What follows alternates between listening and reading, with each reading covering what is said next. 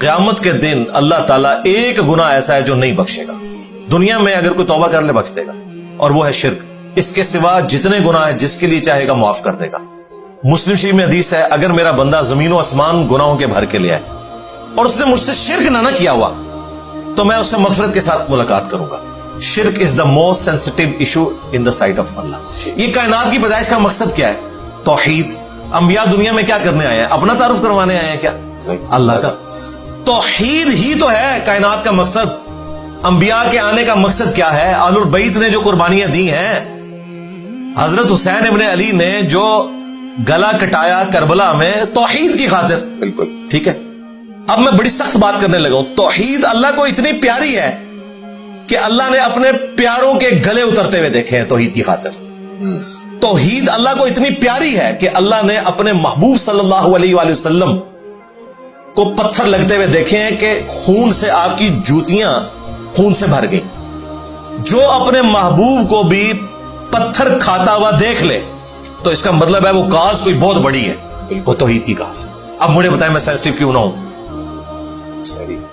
میرے نبی کی دنیا میں آنے کی سب سے بڑی جو ان کا موٹیو تھا, مشن تھا, توحید کو پھیلانا تھا.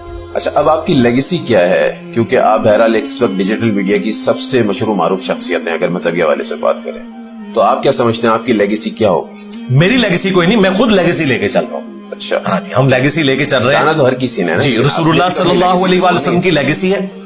آپ نے حجۃ الوداع کے موقع پہ فرمایا دو چیزیں چھوڑ کے جا رہا ہوں, قرآن اور میری سنت. مضبوطی سے پکڑ لینا, گمراہ نہیں ہوگا.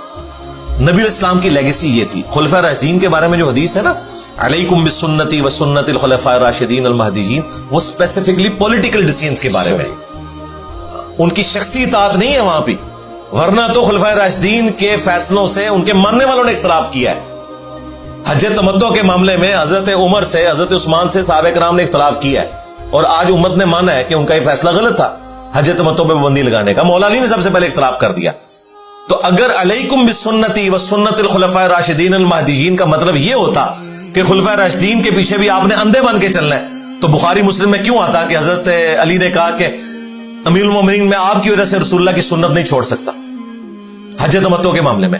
تو یہ پولیٹیکل معاملے میں تھا. بالکل اصل چیز قرآن و سنت. اس کے بعد غدیر خم پہ نبی اسلام نے فرمایا قرآن میں چھوڑ کے جا رہا ہوں, مضبوطی سے پکڑ لینا, کبھی گمراہ نہیں ہوگی. یہ اللہ کی کتاب ہے, اللہ کی رسی ہے. وَاعْتَصِمُوا بِحَبْلِ اللَّهِ جَمِيعًا وَلَا تَفَرَّقُوا. اور دوسری بھاری چیز میرے اہل البیت ہیں, میں اپنے اہل البیت کے معاملے میں تمہیں اللہ کا خوف دلاتا ہوں. یہ جملہ 3 دفعہ ریپیٹ کیا.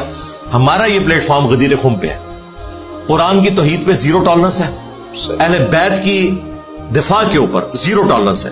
اس زمانے میں ہوتے اہل البیت کے ساتھ مل کر تلوار اٹھالتے ان کے مخالفین کے اوپر.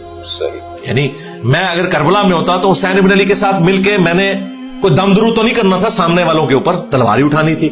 اگر میں جنگ صفین میں ہوتا تو میں جس طرح حسن و حسین مولا علی کے ساتھ مل کر جنگ صفین میں لڑ رہے تھے اپنے مخالفین کے خلاف, عمار ابن یاسر تھے, تو میں بھی ان کے ساتھ ہوتا. آج تلوار تو نہیں میں اٹھاؤں گا, ظاہر ہے سب لوگ آخرت میں جا چکے, لیکن آج میں اپنی زبان کے ذریعے دفاع کروں.